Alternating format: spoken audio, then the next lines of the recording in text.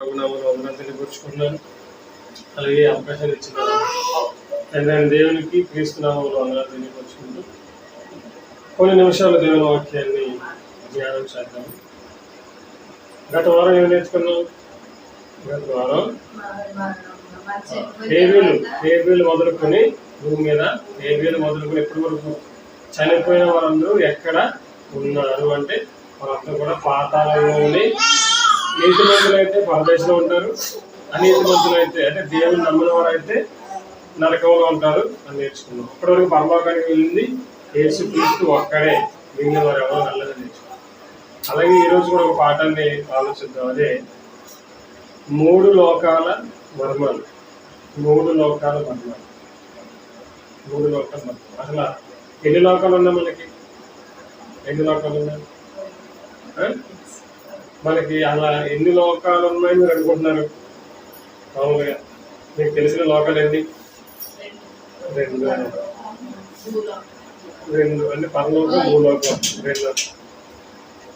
ఈ విషయాన్ని కనుక మనం నెట్లో ఒకసారి సెర్చ్ చేస్తే, నెట్లో ఎన్ని లోకాలు ఉన్నాయి అని మనం సెర్చ్ చేస్తే ఎన్ని ఉన్నాయి తెలుసండి? 14 లోకాలు ఉన్నాయి అంటున్నాం. అంటే వాళ్ళ విశ్వాసాలు వాళ్ళు కాదండి. వాళ్ళు చెప్పే సమాధానం ఏంటంటే వాళ్ళ నమ్మకాలను బట్టి ఎన్ని లోకాలు ఉన్నాయంటే 14 లోకాలు ఉన్నాయి అని ఒకరు వాదిస్తారు. అది వాళ్ళ ఇష్టం. అలాగే మన వాళ్ళని అడిగితే 2 లోకాలు ఉన్నాయని మనం చెప్తాం. అంటే ఎవరికి తెలిసిన వాళ్ళు చెప్తారు. ఓకే, అయితే అసలు ఎన్ని లోకాలు ఉన్నాయి, ఏ లోకంలో ఏం జరుగుతుందో తెలియాలంటే ఆ లోకాలను కలిగించినటువంటి దేవుడే చెప్పాలి, అంతే కదండి. ఆ లోకాలను కలిగించిన దేవుడు మాత్రమే చెప్పాలి. అవి ఎన్ని లోకాలు, అవి ఎక్కడెక్కడ ఉన్నాయి అనే విషయాలన్నీ ఈ లోకాలను కలిగించిన దేవుడే చెప్పాలి. అయితే ఇలా మనం ఆలోచిస్తూ వెళ్తే బైబిల్లో కొన్ని విషయాలు మనం చూస్తే, ఈ బైబిల్ మీద సరైన అవగాహన లేని వాళ్ళు ఏం చేశారంటే పొరపాటు పడ్డారు. ఎలా పొరపాటు పడ్డారు, అసలు పొరపాటు పడతారా అనే విషయాన్ని కూడా మనకి బైబిల్లో అర్థమవుతుంది. అయితే ఇలా మన సమాజాన్ని అడుగుతుంటే ఎన్ని లోకాలు ఉన్నాయంటే కొంతమంది 14 అంటున్నారు. ఈ 14 లోకాలే కాదు, ఇంకా వేరే చాలా లోకాలు ఉన్నాయి. ఈ లోకాల గురించి తెలుసుకోవాలంటే ఒక మనిషికి 4800 కోట్ల సంవత్సరాలు పడుతుంది అంటున్నారు. ఒక ఆయన రీసెర్చ్ చేస్తే ఆయన చెప్పే సమాధానం ఏంటంటే ఎన్నో గ్రంథాలు ఉన్నాయి, 14 లోకాలే కాదు. 14 లోకాలు అనేది అది ఒక మాట, కానీ ఇంకా చాలా లోకాలు ఉన్నాయి. ఆ లోకాలను కూర్చున్నటువంటి ఒక పుస్తకం ఉంది. ఆ పుస్తకాన్ని కనుక మనం చదవాలంటే 4800 కోట్ల సంవత్సరాలు పడుతుంది. చాలా కష్టం కదా. అయితే మాకు ఎంత ఆలోచన లేదు, ఆ లోకాల గురించి తెలుసుకునే ఆశ లేదండి. ఉన్నది ఒక లోకం, ఈ లోకంలో మేము ఉంటే చాలని అనుకుంటారా? లేదు. ఏదైనా చూడండి, ఒక షాపింగ్ వెళ్ళారనుకో, ఏదో ఒకటి తీసుకునేది కదా బట్టలు అని వచ్చేస్తామా? లేదు. వెళ్ళిన తర్వాత ఆ షాపు వాడికైనా తలపోటు రావాలి, మనకైనా తలపోటు రావాలి. అవునా? అమ్మే వాడికైనా తలపోటు రావాలి, మనకైనా తలపోటు రావాలి, చిరాకు రావాలి. అప్పుడు కానీ షాప్ నుంచి బయటికి రావాలి. ఎన్ని చూస్తాం? అది కావాలని, ఇది కావాలని, అది ఉందా, ఇది ఉందని తిరిగేసి బోర్లేసి మొత్తం అన్ని ఆఖరికి చిరాకు వచ్చి ఏదో ఖచ్చితంగా కొనాలనుకుంటాం, లేదా నచ్చేనే తీసుకుని వస్తాం. అంటే ఈ శరీరానికి సంబంధించిన విషయంలో మనం ఎంత జాగ్రత్తగా ఉంటున్నాం, ఎంత ఆలోచిస్తున్నాం? అవునా? ఈ శరీరానికి సంబంధించిన విషయాల్లో మనం చాలా జాగ్రత్తగా ఉంటాం, చాలా ఆలోచిస్తాం. దేంట్లో కూడా కాంప్రమైజ్ కావు. ఎందుకు? ఈ శరీరం మనకు కనిపిస్తుంది. కానీ మనము ఆలోచించవలసింది, మనం మనసు పెట్టవలసింది ఏంటి? ఆత్మ. అవునా? మనం ఎవరు? ఆత్మలో. ఎక్కడున్నాం మనం? ఈ శరీరం లోపల ఉన్నాం మనం. ఈ శరీరాన్ని విడిచిపెట్టేసిన తర్వాత ఈ శరీరాన్ని ఎవరు ఉంచుకోరు. ఈ ఆత్మ దేహాన్ని విడిచిపెట్టేసింది అనుకో, అప్పుడు ఏమంటారు? ఈ దేహంలో నుంచి ఆత్మ వెళ్ళిపోయింది అనుకో, ఏమంటారు అప్పుడు? శవము అంటారు. లోన పెట్టండి, మంచి పడుగు పెట్టండి అంటారా? లేదండి, తీసుకెళ్ళిపోయి అంటే ఆత్మ ఈ దేహం ఉన్నంత వరకే మనకి విలువ. అర్థమవుతుందండి? ఈ ఆత్మ ఏదైతే ఉందో అది ఈ దేహంలో ఉన్నంత వరకే మనకి విలువ. ఎప్పుడైతే ఈ ఆత్మ ఈ దేహాన్ని విడిచిపెట్టి వెళ్ళిపోయిందో మనకేం లేదు, శవం. కొన ఊపిరితో కొట్టుకున్నా కానీ ఏం చేస్తారు? కొన ఊపిరితో కొట్టుకున్నా కానీ బయటికి లాగి గౌరవించి ఏదో రకంగా కాపాడాలనుకుంటారు. అసలు ప్రాణమే లేదనుకోండి, ఏం చేస్తారు? శవం మీద పట్టించుకోరు. అంటే ఆత్మ ఉంటేనే ఈ దేహానికి విలువైనప్పుడు మనము ఆలోచించవలసింది, మనం మనసు పెట్టవలసింది దేని మీద? ఆత్మ మీద. ఈరోజు ఆత్మ గురించి ఆలోచించే వాళ్ళు ఎవరన్నా చెప్పండి? అందరూ శరీరాన్ని గురించి ఆలోచించే వాళ్ళే కదా. శరీరం అంటే ఈ దేహం కంటికి ఏం చేస్తుంది? కనిపిస్తుంది.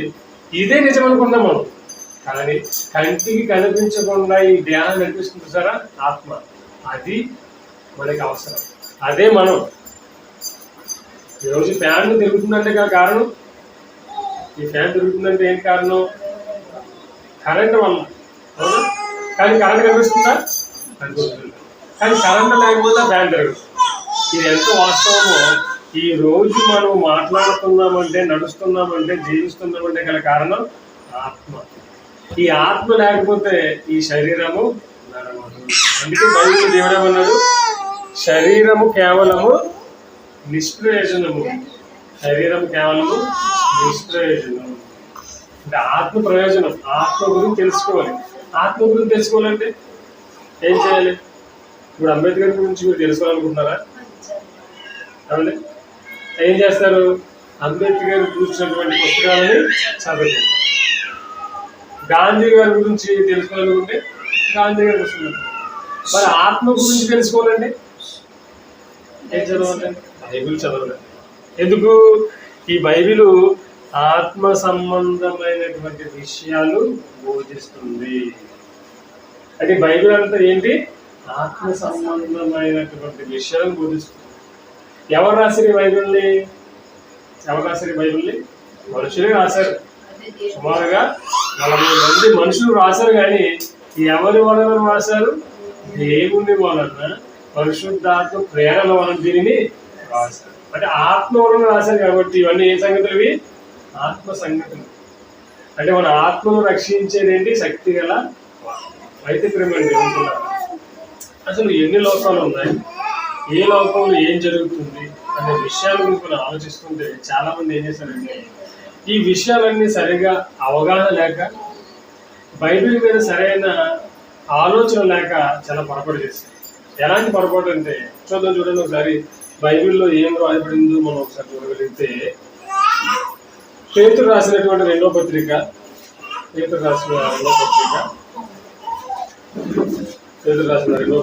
3వ అధ్యాయము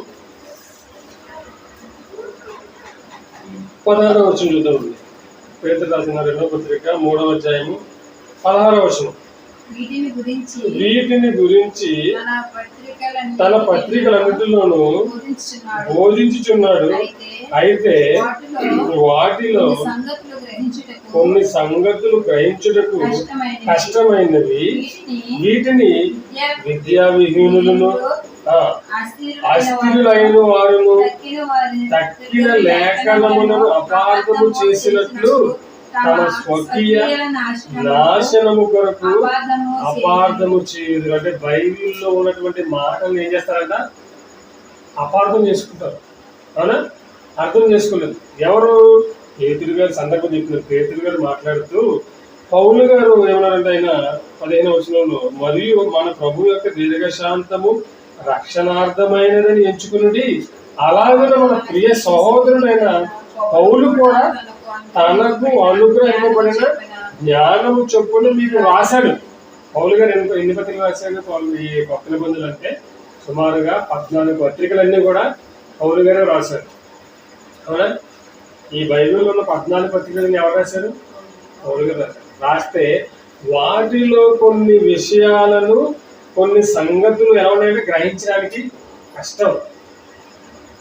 బైబిల్ అనేది ఒక మహాజ్ఞాన గ్రంథం. అవునండి. బైబిల్ అనేది మనం ఏదో చాలా చిన్న పుస్తకం అనుకుంటాం. కానీ ఇది ఈ లోకాలు కలిగించినటువంటి మహాదేవుడు రాసిన గ్రంథం ఉంది ఇది. ఎవరైనా ఒక క్రికెటర్ MS ధోని ఎవరైనా ఒక ఏదైనా పుస్తకం మీద సైన్ చేశాడు అనుకో, అది ఎక్కడ పెట్టుకుంటాం మనం? చాలా భద్రంగా బీరువాలో దాచుకుంటాం. ఎందుకు? అమ్మో ఇది ఆయన సైన్ సంతకం చేశాడు కాబట్టి, సిగ్నేచర్ చేశాడు కాబట్టి. అది ఎవరైనా గొప్ప వాళ్ళు ఏదైనా మనకి ఏదైనా సిగ్నేచర్ చేసిన దాన్ని ఏం చేస్తారు? చాలా జాగ్రత్తగా రాస్తారు. అంటే ఒక మనిషి, ఈ భూమి మీద ఉన్నటువంటి ఒక మనిషి రాసిన సంతకానికి అంత విలువించినప్పుడు మరి ఇది సాక్షాత్తు దేవుడే రాశాడు కదా బైబిల్ని. మరి దీనికి ఎంత విలువిస్తున్నాను? మరి ఎంత గొప్పది ఇది, చాలా గొప్పదండి. అది ఒక మనిషిని ఈ లోకం నుంచి మరో లోకానికి తీసుకువెళ్ళే గ్రంథం ఏదైనా ఉందంటే ఏంటది? బైబిలే. బైబిలే.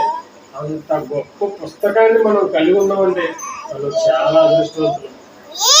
మనం చాలా అదృష్టవంతులు. అయితే ఈ విషయాలలో కొన్నిటిని గ్రహించడం ఏమైంది? కష్టం.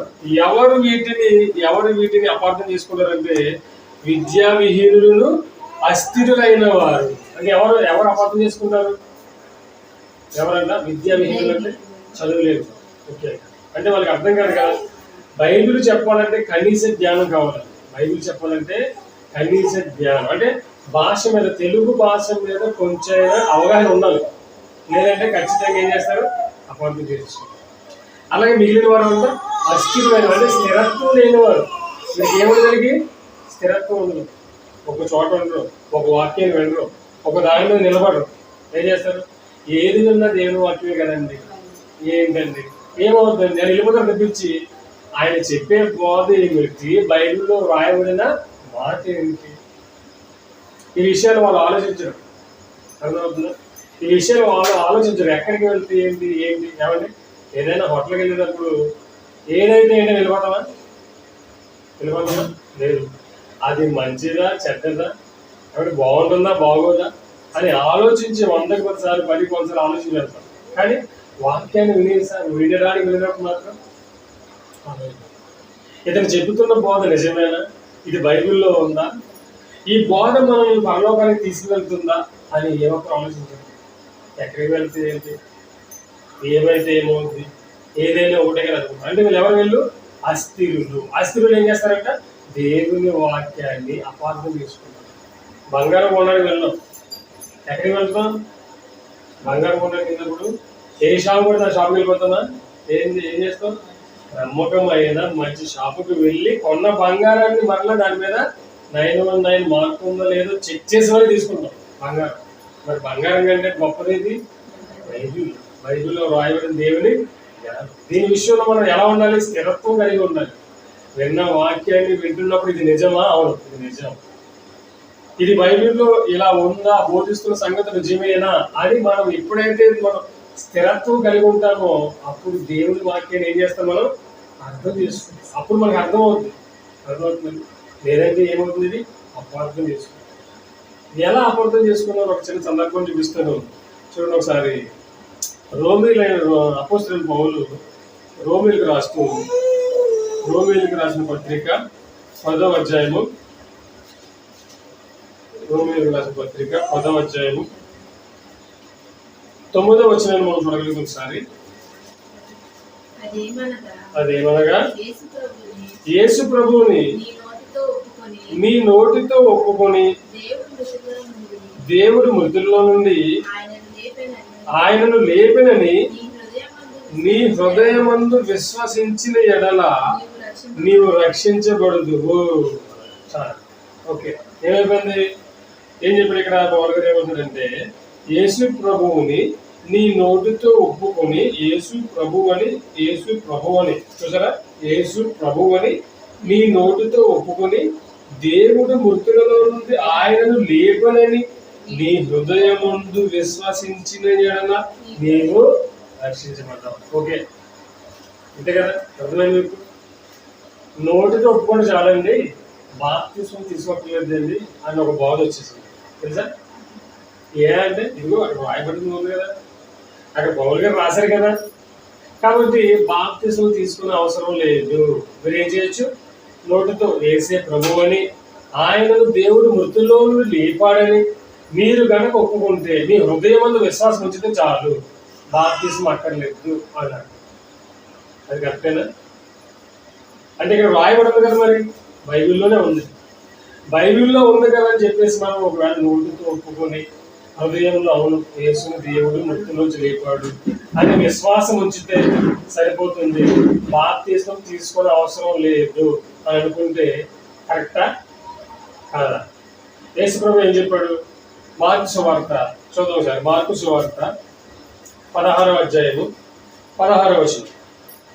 మార్కు సువార్త 16వ అధ్యాయము 16వ వచనం. నమ్మి బాప్తిస్మం పొందినవాడు రక్షింపబడును, నమ్మని వానికి శిక్ష విధింపబడును. మరి యేసుప్రభు ఏం చెప్పాడు? నమ్మి బాప్తిస్మం తీసుకోవాలి. ఏం నమ్మి? యేసుని దేవుడు మృతుల్లో నుండి లేపాడని నమ్మాలి. అలా నమ్మి ఏం తీసుకోమన్నాడు? బాప్తిస్మం తీసుకోవాలి. అలా తీసుకుంటే ఏం జరుగుతుంది అన్నాడు? రక్షింపబడుతుంది. మరి రోమపత్రికలోకి వెళ్ళేసరికి ఆయన ఏమన్నాడు అక్కడ? నోటితో ఒప్పుకుంటే చాలు నువ్వు రక్షింపబడతావు. ఇప్పుడు నోటితో ఒప్పుకోవాలా, బాప్తిస్మం తీసుకోవాలా? ఏం చేయాలి? ఆలోచన పడ్డారా? ఏం చేయాలి? ఏది కరెక్ట్? యేసుక్రీస్తు చెప్పింది చేయాలా, లేదా పౌలు గారు చెప్పింది చేయాలా? ఏం చేయాలి? యేసుక్రీస్తు చెప్పింది చేయాలి. మరి పౌలు గారి ద్వారా కూడా దేవుడే కదా రాయించాడు. నోటితో ఒప్పుకుంటే చాలు అన్నారు కదా, నోటితో ఒప్పుకుంటే చాలు అన్నారు కదా. ఏం చేద్దాం? అసలు బైబిల్లో ఏం జరిగింది, బైబిల్లో ఏం చేశారు? మరొక సందర్భం మనం చూస్తే అది అపోస్తల కార్యాలు 2వ అధ్యాయము, అపోస్తల కార్యాలు 2వ అధ్యాయము 38వ వచనం చూద్దాం. అపోస్తల కార్యాలు 2వ అధ్యాయము 38. పేతురు మీరు మారు మనసు పొంది పాప క్షమాపణ నిమిత్తము ప్రతి వాడు యేసుక్రీస్తు నామమున బాప్తిస్మం పొందుడి, అప్పుడు మీరు పరిశుద్ధాత్మ అను వరము పొందుదురు. ఏమండి ఏం చెప్పన్నాడు? బాప్తిస్మం తీసుకోమన్నాడు. పాపక్షమాపణ నిమిత్తము బాప్తిస్మము తీసుకోమన్నప్పుడు ఎంతమంది బాప్తిస్మం తీసుకున్నారు? 41వ వచనంలో 41లో. కాబట్టి అతని వాక్యము అంగీకరించిన వారు బాప్తిస్మం పొందిరి. ఆ దినమందు ఇంచుమించు 3,000 మంది చేర్చబడి. ఇప్పుడు బాప్తిస్మం తీసుకోవాలా, నోటితో ఒప్పుకోవాలని ఆలోచిస్తే ఇక్కడ ఏం చేశారు? వీళ్ళు 3,000 మంది బాప్తిస్మం తీసుకున్నారండి. అంటే నీటి ద్వారా బాప్తిస్మం పొందారు. ఒకవేళ పౌలు గారు చెప్పినట్లుగా నోటితో ఒప్పుకోవచ్చు కదా. అంటే 10 మందికి 20 మందికి బాప్తిస్మం ఇవ్వడం చాలా కష్టం, చాలా ఏమంటుంది. మరి 3,000 మంది బాప్తిస్మం పొందారంటే చూసారా? అంటే అంటే బైబిల్ని ఎలా అపార్థం చేసుకున్నారంటే రాయబడిన మాటల్లో భావాన్ని వాళ్ళు ఏం చేస్తారు? గ్రహించరు. తమకు అనుకూలమైనటువంటి విధంగా దాన్ని ఏం చేశారు? సహా నోటితో కూడా చాలా అన్నారు కదా, ఎందుకు? కానీ ఇప్పుడు కూడా బైబిల్లో ఉంది, ఒక సందర్భాన్ని బట్టి వెళ్ళిపోకూడదు. ఉదాహరణకి నేను మీ ఇంటికి భోజనం వస్తున్నాను అనుకోండి, ఈరోజు పొద్దున్నే ఫోన్ చేశారు, మా ఇంటికి భోజనం రమ్మని చెప్పారు. అయితే నేను మరలా మీకు మధ్యాహ్నం ఫోన్ చేసి నాకు ఏదో పని ఉందండి, నేను ఈరోజు మీ ఇంటికి భోజనం రావట్లేదండి అని చెప్పాను అనుకోండి, మీరు ఏం చేయాలి? భోజనం వండుతారా మానేస్తారు? లేదు లేదు, మీరు పొద్దున్న భోజనానికి వస్తారన్నారు కాబట్టి మేము వండుతాం, మీరు ఖచ్చితంగా రావాలంటారా? ముందు చెప్పిందని తీసుకుంటారా, తర్వాత చెప్పిందని తీసుకుంటారా? ముందు ఆలోచించండి. ముందు చెప్పిన దాన్ని మనం తీసుకోవాలా, తర్వాత చెప్పిన దాన్ని మనం తీసుకోవాలా? తర్వాత చెప్పిన దాన్ని మనం తీసుకోవాలి. అలాగే బైబిల్లో ఎప్పుడు ఒక మాటను బట్టి మనం వెళ్ళిపోకూడదు. వెళ్ళిపోతే ఏమవుతుంది? అపార్థం అయిపోతుంది బైబిల్. కాబట్టి దానికి ముందు ఎవరైనా ఏదైనా చెప్పారా, దానికి తర్వాత ఎవరైనా ఏదైనా చెప్పారు అనేది ఆలోచించాలి. అక్కడ పౌలు గారు ఎందుకు అలా మాట్లాడారు అనే సందర్భాన్ని మనం ఆలోచిస్తేనే బైబిల్ మనకి ఏమవుతుంది? అర్థమవుతుంది. కేవలం నోటితో ఒప్పుకుంటేనే సరిపోద్ది అనుకుంటే మరి ఇన్ని వేల మంది ఎందుకు బాప్తిస్మం తీసుకుంటారు చెప్పండి కదా. ఇది ఆలోచిస్తేనే మనకి బైబిల్. కాబట్టి మనం ఎవరుకున్నారా ఈరోజు బైబిల్ని అర్థం చేసుకునే వారికంటే అపార్థం చేసుకునే వారు చాలా మంది ఉన్నారు. అటువంటి జాబితాలో మనం ఉండకూడదనే ఉద్దేశంతోనే దేవుడు యొక్క కార్యక్రమాన్ని ఏర్పాటు చేసి తన పిల్లలైన వాళ్ళందరూ కూడా దేవుని జ్ఞానాన్ని నేర్చుకోవాలి, దేవుని మనసును నేర్చుకోవాలి అనే మంచి ఉద్దేశంతో ఏం చేస్తాడు, ఎదురు చూస్తున్నాడు దేవుడు.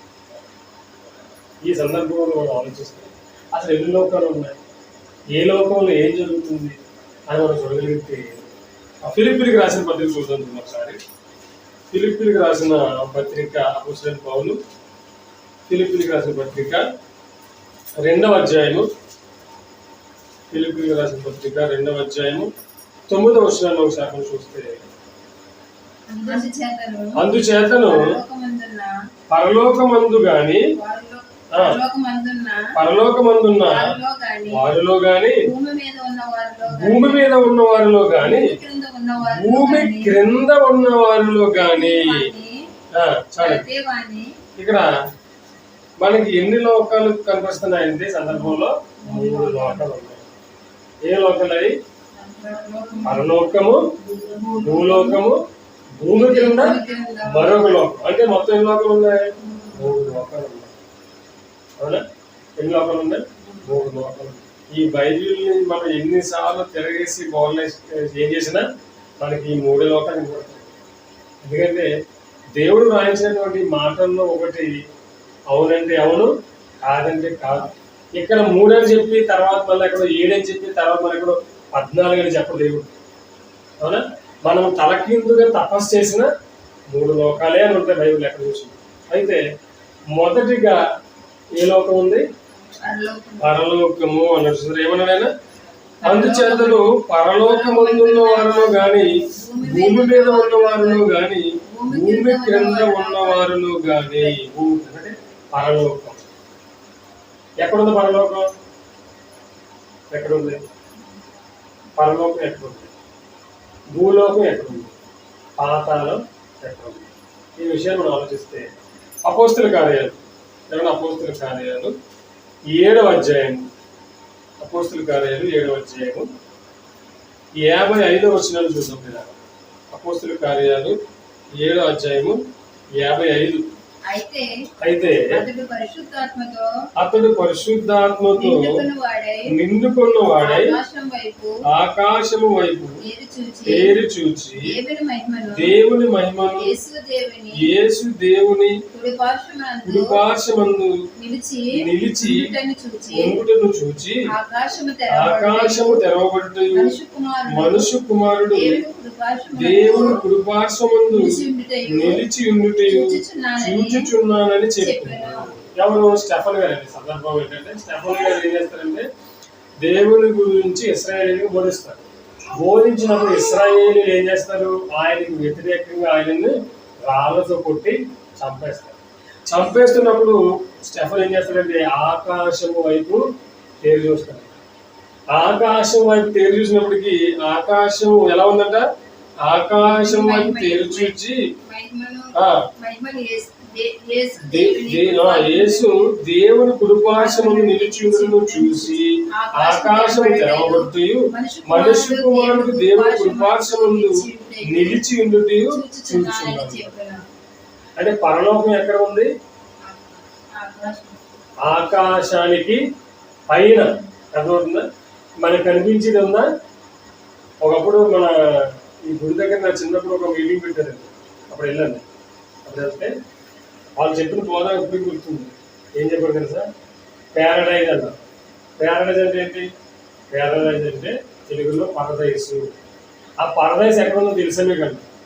ఆ పరదైసు ఇదిగో పైన ఉంది. మనం చనిపోయిన వాళ్ళందరూ ఎక్కడికి వెళ్తారంట? పరదైసుకి వెళ్ళిపోతారు. వెళ్ళిపోయిన తర్వాత యేసుక్రీస్తు 2వ రాకడలో వస్తా ఆ పరదేశం నుంచి ఎదురు తీసుకుంటారు. అనేది పరదేశం ఎక్కడ ఉందో తెలుసా మీకు? వాళ్ళు చెప్తున్నారు. ఇప్పుడు కూడా మనకి సందర్భం వస్తుంది చెప్తారు. అయితే పరలోకం ఎక్కడ ఉంది? ఇప్పుడు దేవుడు ఎక్కడ ఉన్నాడు? ఇప్పుడు ఆకాశానికి పైన ఉన్నాడు. అర్థమైందా? ఈ ఆకాశానికి పైన ఉన్నదే పరలోకం. మీకు బాగా అర్థం కావడానికి యేసుక్రీస్తు ప్రార్థన చేసేది ఏం చేశాడు? ఆయన పరలోకమందున్న మా తండ్రి. మత్తయి సువార్త 6వ అధ్యాయం ఏమంటాడు ఆయన? పరలోకమందున్న మా తండ్రి అన్నాడు. అంటే తండ్రి ఎక్కడ ఉన్నాడు? పరలోకంలో ఉన్నాడు. అప్పుడు స్టెఫను ఆకాశం వైపు తేరు చూసినప్పుడు ఆకాశం తెరవబడినప్పుడు ఎవరిని చూశాడు? దేవుని యొక్క కుడి పార్శ్వమున ఎవరున్నాడు? యేసుక్రీస్తు ఉన్నాడని అన్నారు. అంటే ఎక్కడుంది పరలోకం? పైన ఉంది. ఈ భూమికి పైన చూసారా? ఈ ఆకాశం ఇదంతా ఏంటనుకున్నారు? ఇదంతా విశ్వం. ఈ విశ్వంలో భూమి ఒక గ్రహం. ఆ గ్రహం మీద మనం ఉన్నాం. అర్థమవుతుందా? ఇప్పుడు ఒక నీటి బుడగ ఉందో చూసా, నీటి బుడగ.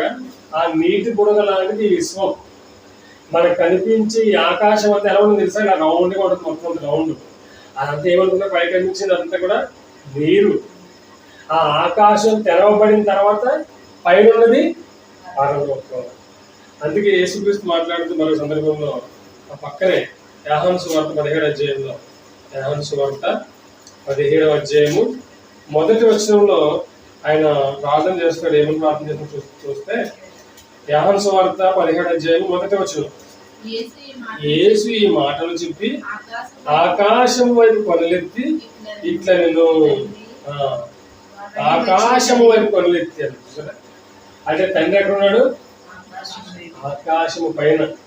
అంటే ఈ ఆకాశం పైన ఏముంది? పరలోకం ఉంది. ఒక లోకం అంటే మనకి 3 లోకాలు ఉన్నాయని చెప్పింది బైబిల్. ఆ 3 లోకాలలో ఉన్నదేంటి? పరలోకం, భూలోకం, పాతాళం. అంటే పరలోకం ఎక్కడ ఉంది? ఆకాశం పైన, అంటే భూమి పైన. అవునా? ఈ లోకానికి పైన ఉన్నది పరలోకం. అర్థమవుతుందా? బైబిల్ ప్రకారంగా మనం ఆలోచిస్తామండి. ఈ బైబిల్లో ఏం చెప్పిందో అదే మనం చేయాలి. బైబిల్లో లేనిది ఊహించి చెప్పకూడదు. అప్పుడు ఏం చెప్పారు వాళ్ళకంటే, అయ్యో పరదైస్ పైన ఉందండి అనగానే, ఓహో పరదైస్ పైన ఉంటుందో తెలియదు కదా. ఎప్పుడైతే బైబిల్ చదువుతూ మొదలెట్టామో, మొదలెట్టామో, వాళ్ళు చెప్పింది తప్పు, వాళ్ళు చెప్పింది కరెక్ట్ కదా. ఓకే, ఒక లోకం మనకు వచ్చింది. ఏ లోకం అది? పరలోకం. ఆ లోకం ఎక్కడుంది? పైన ఉంది. ఓకేనా? అయితే మనం ఉన్నది ఇది ఏ లోకం? ఇది ఏ లోకం? ఇది భూలోకం. ఇది ఎన్నో లోకం? ఇది 2వ లోకం. అంతే కదా. పైన ఉన్నది ఒకటైతే దానికి కింద ఉన్నది 2వ లోకం. దానికి రెఫరెన్స్ ఏంటంటే యోబు గ్రంథము. దానికి మరి సాక్ష్యం కావాలి కదా. ఏదైనా మనం నమ్మాలంటే రుజువు కావాలి, ఆధారం కావాలి. యోబు గ్రంథము 37వ అధ్యాయము. యోబు గ్రంథము 37వ అధ్యాయము 12వ వచనం చూద్దాం మీద. యోబు గ్రంథము 37వ అధ్యాయము 12. మరియు ఆయన దట్టమైన మేఘమును బలముతో నింపెను. 37 యోబు గ్రంథము 37:12. ఆయన వలన నడిపింపబడినవై నరులకు నివాస యోగ్యమైన భూగోళము. ఏంటిది? ఆయన వలన నడిపింపబడినవై నరులకు నివాస యోగ్యమైన. అంటే నరులు నివసించిన ఎక్కడ? భూగోళం మీద, భూమి మీద. అంతేనా? దేవుడు ఎవరికి ఇచ్చారు? ఎక్కడ నివాసం చేయమన్నాడు దేవుడు? భూమి మీద మనిషిని నివాసం చేయమంటే, ఈరోజు మనిషి భూమి మీద కాకుండా ఎక్కడ చేస్తున్నాడు? చంద్రమండలంలో నివాసం చేయడానికి చంద్రమండలంలో స్థలాలు కూడా కొనేసుకుంటున్నాడు. అవునా? అంటే దేవుడు మనిషికి ఇచ్చింది భూలోకంలో మనుషులు ఏం చేయాలి?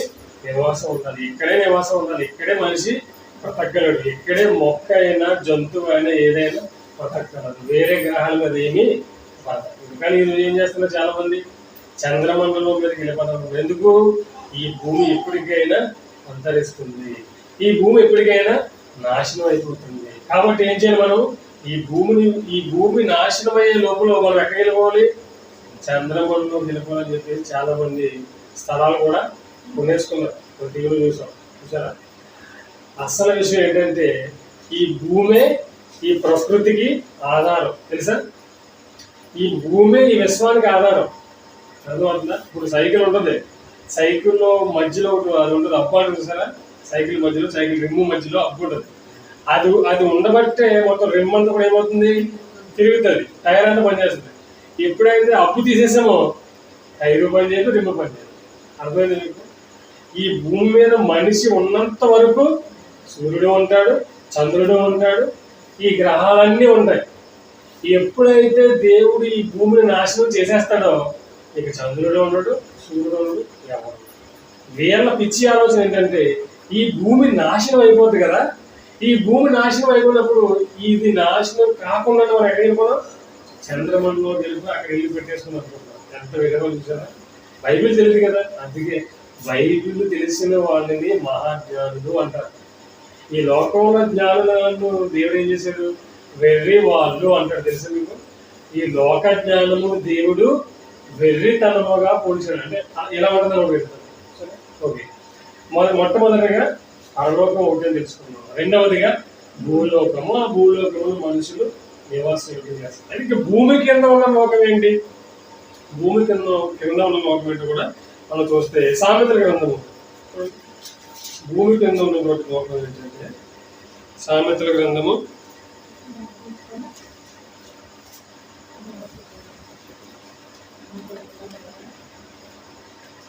15వ అధ్యాయం. సామెతల గ్రంథము 15వ అధ్యాయము 24వ వచనాన్ని మనం చూడగలిగితే, సామెతలు 15:24. సామెతల గ్రంథము 15వ అధ్యాయము 24. క్రిందనున్న పాతాళము నుండి తప్పించుకునవలెనని బుద్ధిమంతుడు పరమునకు పోవు జీవ మార్గమును నడుచుకున్నాడు. అంటే కింద ఉన్న లోకం ఏ లోకం, కింద ఉన్న లోకం ఏ లోకం, పాతాళం. మనం చెప్పుకున్నామా, కింద ఉన్న లోకం ఏ లోకం, పాతాళం. అంటే ఈ పాతాళాన్ని ఏం చేయమంటాడు దేవుడు, ఈ పాతాళాన్ని ఏం చేయాలంట, తప్పించుకోవాలని. పాతాళము నుండి తప్పించుకోవాలంటే ఏం చేయాలి,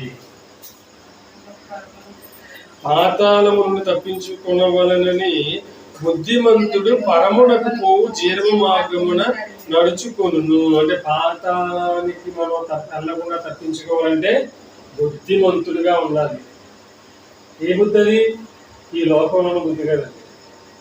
బుద్ధి జ్ఞానములు సర్వసంపద ఎక్కడ ఉన్నాయంటే బైబిల్లో క్రీస్తునందు గుప్తములై ఉన్నవి. అంటే క్రీస్తులా మనం జీవిస్తేనే పాతాళములను ఏం చేస్తాం, తప్పించుకుంటాం. ఈ పాతాళం ఎక్కడుంది, భూమి క్రింద ఉన్నది. మనకి 3 లోకాలు ఉన్నాయి అని తెలుసుకున్నాం. మొట్టమొదటి ఏ లోకం, పరలోకం. పరలోకంలో ఎవరున్నారు, దేవుడు, దేవదూతలు, యేసుక్రీస్తు ఉన్నారు పరలోకం. ఇప్పుడు రెండవ లోకం ఏది, భూలోకం. ఓకేనా. ఈ భూలోకంలో ఎవరున్నారు, మనుషులందరూ ఈ భూలోకం. ఈ భూమి కింద ఉన్నటువంటి మరో లోకం ఏ లోకం, పాతాళం. మొన్న మధ్య మీరు చూసారో లేదో, పాతాళం ఎక్కడుందని చెప్పారు తెలుసా, పాతాళం ఎక్కడ తెలుసా, ఏదో ఒక మోటార్ వేయాలని బోర్ చేస్తే ఆ భూమి లోపల నుంచి అంటే పెద్ద శబ్దాలు వస్తున్నాయి. మీరు విన్నారు లేదు, చెవులు చూసారు. ఆ భూమి లోపల నుంచి కేకలు వినబడుతున్నాయంట. ఏంటా కేకలు తెలుసా, ఇది నరకమే, ఇది పాతాళమే. తప్పది, కరెక్ట్గా. బైబిల్ ఏం చెప్పింది, భూమి క్రింద ఉందని చెప్పాడా, భూమి లోపల ఉందని చెప్పాడా. భూమి క్రింద అంటే భూమి మొత్తం దాటేసిన తర్వాత మరో ఆకాశం. మనం ఇంకా పుస్తకాల్లో చూస్తే పౌలు గారు అంటాడు 3వ ఆకాశం అంటాడు. 3వ ఆకాశం అంటే మనకు కనిపించేది 2వ ఆకాశం, దీని కింద ఉన్నది 3వ ఆకాశం, అది పాతాళం. అర్థం కావాలి, చాలా సబ్జెక్ట్ పెద్దది, చాలా టైం పడుతుంది. ఆలోచించాలి. అంటే ఎన్ని లోకాలు ఉన్నాయంటే 3 లోకాలు ఉన్నాయి. మనకు కనిపించేది ఇది 2వ ఆకాశం, ఇది 2వ ఆకాశం. దీని కిందకి వెళ్ళిపోతే 3వ ఆకాశం. ఆ ఆకాశంలో ఉన్నటువంటి లోకం ఏ లోకం, పాతాళ లోకం. కానీ వీళ్ళు ఏం చెప్పారంటే, ఇదిగో భూమి లోపల నుంచి ఏదో శబ్దాలు వస్తున్నవి అంటే పాతాళం ఎక్కడుంది, భూమి లోపల ఉన్నాయి. అదిగో నరకంలో ఉన్నటువంటి జనం కేకలు మరి వినపడుతున్నాయి. ఇప్పటికైనా మారండి, ఇప్పటికైనా మార్చండి. తప్పండి. మనిషిని నిజం చెప్పి మార్చాలి కానీ అబద్ధం చెప్పి మార్చమని దేవుడు ఎక్కడ కూడా చెప్పలేదు. అంటే ఏ విధంగా మార్చేది అనుకున్నారు కానీ తప్పది. దేవుడు ఉన్నది చెప్పు, మారాడా మారుతారు, అంతేగాని అబద్ధం చెప్పి వారిని మార్చమని. వీళ్ళు ఏమనుకున్నారంటే భూమి మధ్యలో నుంచి శబ్దాలు వచ్చేస్తున్నాయి అంటే నరకం ఎక్కడుంది, భూమి లోపల ఉన్నది అనుకున్నారు. కానీ తప్పు. ఎక్కడుంది పాతాళం, భూమి క్రింద ఉందన్నమాట. ఆ పాతాళంలో నుంచి మనం ఏం చేయాలి, తప్పించుకోవాలంటున్నాడు. ఎందుకు, ఏం జరుగుతుందో పాతాళంలో. చివరిగా లూకాసు వార్త 16వ అధ్యాయం, లూకాసు వార్త 16వ అధ్యాయం, లూకాసు వార్త 16వ అధ్యాయం 23వ వచనం చూద్దాం. లూకాసు వార్త 16వ అధ్యాయము 23. లూకాసు వార్త 16వ అధ్యాయము 23వ వచనం. అప్పుడు అతడు పాతాళములో బాధపడుచు అన్నాడు. ఏముంది పాతాళంలో? బాధపడుచు. అంటే బాధపడాలనుకున్న వాళ్ళందరూ ఎక్కడికి వెళ్తారు? కాబట్టి పాతాళంలో బాధ ఉందంటే ఎవరైనా వెళ్తారా? తెలిసి అందుకే ఏమన్నాడు సామెతల్లో, బుద్ధిమంతుడు పాతాళం నుంచి తప్పించుకుంటాడు. ఎందుకు? పాతాళంలో బాధ. ఏం జరుగుతుంది పాతాళంలో? చదవలేము. అప్పుడు అతడు పాతాళంలో బాధపడుచు కన్నులకు దూరం నుండి అబ్రాహామును అతని రొమ్మును ఆనుకుని ఉన్న లాజరును చూచి, తండ్రి అయిన అబ్రాహామా, నా ఎందుకు కనికరబడి తన వేలి కొనను నేలలో ఉంచి నా నాలుకను చల్లార్చుటకు లాజరును పంపుము. నేను అగ్ని జ్వాలలో బాధపడుచున్నాను, యాతన పడుచున్నాను. కేకలు వేసి చెప్పండి. కేకలు ఎవరు? ధనవంతుడు. వాళ్ళు చెప్పండి కృష్ణ సందర్భం ఇది. లాజరు ధనవంతుడు. లాజరు అంటే ఒక దరిద్రుడు. అతను ఉన్నటువంటి కురుకులు కుక్కలు నాకేమనమాట. అంటే భూమి మీద తను బ్రతికిన కాలం అంతా ఏం చేశాడంటే ఆయన బాధను చూపించాడు. కానీ ఈ ధనవంతుడు ఏం చేశాడు? తనకిష్టమైనట్టు సుఖం అనుభవించాడు. ఈ సుఖం అనుభవించిన వ్యక్తి చివరికి ఇప్పుడు ఏం చేస్తాడు? పాతాళంలో అగ్ని జ్వాలలలో కేకలు వేస్తున్నాడు. ఈ బాధపడినటువంటి లాజరు ఏం చేస్తున్నాడు? నెమ్మది పొందుతున్నాడు. అబ్రహాము రొమ్మును ఆనుకొని నెమ్మది పొందుతున్నాడు. అంటే పాతాళంలో ఏం జరుగుతుందంటే నీతి మంత్రులు ఏమవుతున్నారు? సుఖపడుతున్నారు. అనీతి మంత్రులు, దేవుని నమ్మని వారు, దేవుని కోసం బ్రతకని వారు ఏమైపోతున్నారు? బాధపడుతున్నారు. అర్థమైందండి? మనకున్న లోకాలు ఎన్ని ఇప్పుడు చెప్పండి? 3 లోకాలు. ఫస్ట్ మొదటి లోకం ఏది? పరలోకం. రెండవ లోకం ఏది? భూలోకం. మూడవ లోకం ఏది? పాతాళం. ఈ పాతాళంలోనే 3 ప్లేస్లు ఉన్నాయి. ఏంటవి? నెమ్మది పొందు స్థలము, యాతన పొందు స్థలము, మధ్యన అగాధము. ఈ నెమ్మది పొందు స్థలాన్ని పరదైసు అంటారు. అవునా? మనం చెప్పుకోవాలి ఏమని? యేసుక్రీస్తు వారు శిలువలో చనిపోతూ ఆ దొంగ నీ రాజ్యంకి వచ్చినప్పుడు నన్ను జ్ఞాపకం చేశాను ఏమంటాడు ఆయన? ఇదిగో నీవు నాతో పరదేశంలో ఉంటావు. అంటే పరదేశం ఎక్కడ ఉంది? పాతాళంలో. అవునా? నరకం ఎక్కడ ఉంది? పాతాళంలో ఉంది. కాబట్టి బుద్ధిమంతుడు ఏం చేస్తాడు? పాపము చేయకుండా ఆ పాతాళంలో నరకానికి వెళ్లకుండా తప్పించుకుంటాడు. అంటే యేసుక్రీస్తులా జీవించి దేవుడు చెప్పినట్లుగా పాపం చేయకుండా జీవించిన వారే పరిశుద్ధులే ఆ పరదేశికి వెళ్తారు. అర్థమైందా? కాబట్టి ఇప్పుడు దేవుడి పిల్ల ఈ 3 లోకాల మర్మాల గురించి మనం తెలుసుకున్నప్పుడు మనము పరలోకం గురించి తెలుసుకున్నాము, భూలోకం గురించి తెలుసుకున్నాము, పాతాళం గురించి తెలుసుకున్నాం. అవునా? మనం మొదట పరలోకంలోంచి భూలోకంలోకి వచ్చాము. భూలోకంలోంచి మరల తిరిగి పాతాళానికి వెళ్తున్నాము. ఈ పాతాళంలో నుంచి మరలా మనం భూమి మీదకి రావాలి. ఈ భూమి మీద నుంచి పరలోకానికి వెళ్ళిపోవాలి. ఇది దేవుడు అనుకున్నటువంటి ఆలోచన. ఈ ఆలోచన ఈ 3 లోకాల మర్మాలు తెలుసుకోవాలన్నదే దేవుని యొక్క ఆకాంక్ష. అర్థమైందండి? కాబట్టి మనం అంతా ఇప్పుడు దేని తప్పించుకోవాలి? పాతాళాల నుంచి తప్పించుకోవాలి. ఎందుకు తప్పించుకోవడం అంటే? ఎందుకు? పాతాళం మనల్ని మింగడానికి చూస్తుంది. పాతాళం అనగానే అపవాదండి, సాతాను. ఏమన్నాడు? మొదటి పేతురు 5:8 వాడు గర్జించు సింహం వలె ఎవరిని మృంగుదుమా అని. మింగడం అంటే వాడు మృంగాడంటే ఇంకా మనిషి మారడు, దేవుని మాట వినాడు, దేవుని యొద్దకు రాడు. ఏమైపోతాడు? వాడు చనిపోయిన వెంటనే నరకం. కాబట్టి దేవుని కోసం మనం బ్రతకాలి, దేవుని మాటలు మనం వినాలి, దేవుని మాటల ప్రకారంగా మనము జీవించాలి. అలా జీవించినప్పుడే మనం ఏం చేస్తాం?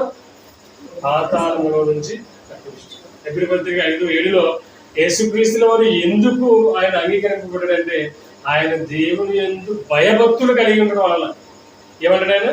హెబ్రీ పత్రిక చివరిగా ముగించేస్తాను. హెబ్రీ పత్రిక 5వ అధ్యాయము 7వ వచనం చివరిగా. హెబ్రీ పత్రిక అపోస్తలుడైన పౌలు హెబ్రీయులకు రాస్తూ 5వ అధ్యాయము 7వ వచనం, శరీరధారి ఉన్న దినములలో మహారోదనముతోను కన్నీళ్లతోను తన్ను మరణము నుండి రక్షింపగలిగిన వానికి ప్రార్థనలను యాచనలను సమర్పించి భయభక్తులు కలిగి ఉన్నందున ఆయన అంగీకరింపబడిను. ఎవరనుకున్నారైనా? ఎవరి గురించి మాట్లాడుతున్నాడు? యేసుక్రీస్తు అండి. యేసుక్రీస్తు ఎలా ఉన్నాడంట? శరీరధారి అయిన దినములలో మహారోదనతోను కన్నీళ్లతోను తన్ను మరణము నుండి రక్షింపగలవానికి ప్రార్థనలను యాచనలను సమర్పించి భయభక్తులు, భయము ప్లస్ భక్తి. చూసారా? మనలో ఏముంటుంది?